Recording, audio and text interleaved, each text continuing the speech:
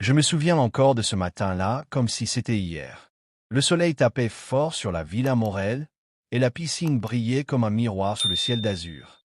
L'air sentait le jasmin et l'eau chlorée.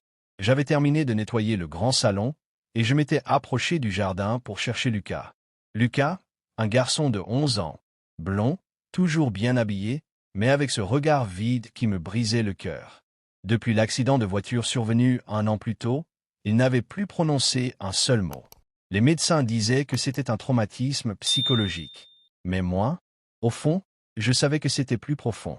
Je le trouvais assis au bord de la piscine, costume sombre impeccable, cravate parfaitement nouée, mais pieds nus. Il fixait l'eau comme s'il y cherchait des réponses. Je m'agenouillai à côté de lui. « Lucas » murmurai-je doucement. Il leva les yeux vers moi, et je lui fis un signe de la main pour qu'il me regarde bien. Puis je commençai à parler, mais aussi à bouger mes mains, à dessiner des gestes dans l'air. Depuis plusieurs semaines, j'essayais de lui apprendre à communiquer autrement, par signes, par expression, par de petits codes entre nous.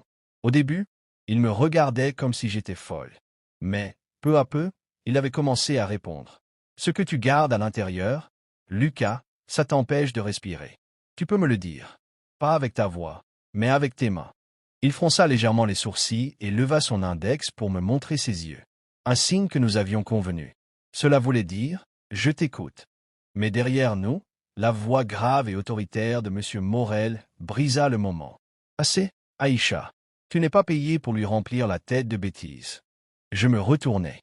M. Morel, costume noir, cravate impeccable, nous fixait avec cet air froid qui me glaçait à chaque fois. C'était un homme puissant, propriétaire de plusieurs entreprises, habitué à ce que tout le monde obéisse. Mais il y avait quelque chose dans son regard envers Lucas, quelque chose que je n'arrivais pas à comprendre. « Monsieur, je ne fais que l'aider. Il n'a pas besoin de ton aide. Ce garçon a besoin de discipline, pas de fantaisie. » Lucas baissa immédiatement la tête, comme un soldat devant un général. Ce jour-là, j'ai compris que si je voulais vraiment aider Lucas, il faudrait que je le fasse discrètement. Et surtout, que je découvre ce que son père cachait. Les jours qui suivirent, je continuais à m'occuper des tâches ménagères, nettoyer la grande salle à manger, repasser les chemises, servir le thé de M. Morel à heure fixe. Mais, en cachette, je passais du temps avec Lucas. Dans le jardin, dans la bibliothèque, ou même dans la cuisine quand il venait grignoter en douce. Il me racontait des choses, sans parler. Avec ses mains, avec ses dessins, avec ses yeux. Parfois, il dessinait une voiture. Parfois, une femme qui pleure. Et toujours, cette maison, avec un coin du toit noirci par la fumée. Un après-midi, alors que je rangeais la vaisselle, il me glissa un papier dans la main. Dessus, un petit dessin d'une voiture accidentée, avec 2 silhouettes à l'intérieur et une 3e à l'extérieur. Je compris. Il avait vu quelque chose le jour de l'accident. Quelque chose que personne n'avait voulu entendre. La nuit de la vérité. Une nuit, alors que tout le monde dormait, j'entendis des pas dans le couloir. Je sortis discrètement de ma petite chambre et vis Lucas, en pyjama, marcher vers la piscine. Je le suivis sans bruit. Il s'assit au bord de l'eau et fixa son reflet. Puis il leva la main et fit un geste, celui que nous avions inventé pour dire danger. « Lucas, parle-moi, murmurai-je. » Il pointa du doigt la grande fenêtre du bureau de son père, encore éclairée. Et là, il fit un geste que je n'avais jamais vu avant. Il mit son index devant ses lèvres, puis il traça un cercle dans l'air. Comme un secret qu'on enferme. « Ton père » demandai-je doucement. Il baissa les yeux. Puis il dessina rapidement sur le sol poussiéreux près de la piscine. Une voiture, une route, et un coup de feu. Mon cœur s'arrêta. Était-il en train de me dire que l'accident n'était pas un accident? L'affrontement. Le lendemain matin, je pris mon courage à 2 mains. J'allais trouver M. Morel dans son bureau. « Monsieur, je sais que Lucas sait la vérité sur l'accident. » Il me fixa, froid. « Aïcha, tu oublies ta place. Ce n'est pas ton rôle de poser des questions. Ce n'est pas un rôle, c'est un devoir.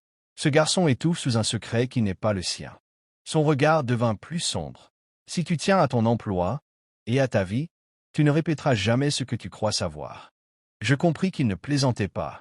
Le courage de Lucas. Mais le soir même, Lucas fit quelque chose d'incroyable. En plein dîner, devant son père, il prit une feuille et un crayon, et il dessina. Le même dessin, la voiture, la route, le coup de feu. Puis il écrivit un mot, le premier depuis un an. Maman. Les mains de M. Morel tremblèrent. Ses yeux se remplirent d'une colère contenue, mais aussi, étrangement, d'une douleur qu'il ne montrait jamais. Assez, cria-t-il en se levant de table. Mais cette fois, Lucas ne baissa pas la tête. Il se leva, prit ma main, et me serra fort. Comme pour dire, je ne suis plus seul. L'après. Je ne sais pas si la vérité sur l'accident sortira un jour au grand jour. Mais depuis ce soir-là, Lucas a recommencé à parler, un mot à la fois. Et moi, je reste là, à ses côtés. Pas seulement comme femme de ménage, mais comme témoin, comme allié, comme quelqu'un qui croit en lui. Parce que parfois, il suffit d'une personne qui vous écoute vraiment pour retrouver sa voix. Après ce dîner où Lucas avait osé écrire ce mot, l'atmosphère dans la villa avait changé. Monsieur Morel était devenu plus nerveux, ses allées et venues plus fréquentes. Il passait de longs appels derrière la porte fermée de son bureau, baissant la voix dès qu'il entendait un bruit dans le couloir. Lucas, lui, me cherchait encore plus. Chaque moment libre, il le passait avec moi dans la cuisine ou au jardin. Il parlait peu, mais ses yeux disaient tout. Et moi, je notais chaque geste, chaque mot, comme des pièces d'un puzzle. Un après-midi, alors que nous étions seuls dans la bibliothèque, il me montra un vieux livre épais. Entre deux pages, il avait glissé une photo, celle de sa mère, souriante, tenant un bouquet de fleurs. Derrière la photo, un petit mot griffonné. Ne fais jamais confiance. Je levai les yeux vers lui. Qui a écrit ça? Lucas. Il répondit d'une voix tremblante, presque inaudible. Maman. C'était la première phrase complète qu'il prononçait depuis l'accident. Mon cœur bondit, mais je savais aussi que ça le mettait en danger. Les doutes. Cette nuit-là, je n'arrivais pas à dormir. Je repensais à cette photo, à ce mot mystérieux. Pourquoi sa mère aurait-elle écrit ça? Et surtout, à qui ne fallait-il pas faire confiance? Je me rappelais aussi que, quelques semaines avant l'accident, Lucas m'avait raconté que ses parents se disputaient souvent, mais à voix basse, pour que le personnel ne les entende pas. Peut-être que ce jour-là, sur cette route, il y avait eu autre chose qu'un simple accident. Un plan risqué. Je décidai de protéger Lucas, coûte que coûte. Mais pour ça, il me fallait des preuves. Le lendemain matin, pendant que M. Morel était en réunion à l'extérieur, je me glissai dans son bureau. L'odeur de cigare flottait encore dans l'air. Sur son bureau, une pile de dossiers, un coffre fermé, et, posé à côté, un petit dictaphone. Je l'ouvris. Ma main tremblait. À l'intérieur, plusieurs enregistrements numérotés. J'en écoutai un rapidement, et ce que j'entendis me glaça le sang. La voix de M. Morel, dure, froide, disant. Elle voulait divorcer, elle aurait tout pris. Il fallait l'arrêter. Je coupai le son aussitôt. Mon cœur battait si fort que j'avais peur qu'on l'entende depuis le couloir. La confrontation finale. Le soir, je pris Lucas à part. Écoute, mon petit, un jour, la vérité sortira. Mais il faut être prudent.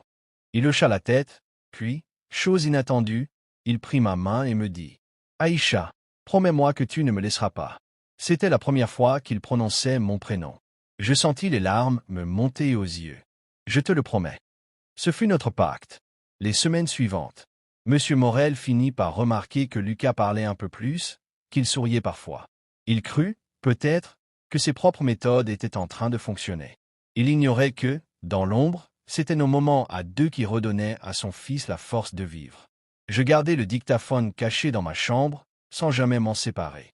Ce n'était pas encore le moment, mais le jour où Lucas serait prêt à tout raconter, cette preuve serait notre arme.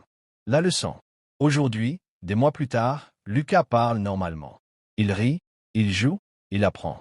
Mais il sait que certains secrets doivent être révélés au bon moment. Et moi, je reste à ses côtés. Pas seulement comme employé, mais comme protectrice, témoin et ami. Parce qu'au fond, cette histoire m'a appris une chose. Parfois, la famille n'est pas celle qui vous élève, mais celle qui vous sauve.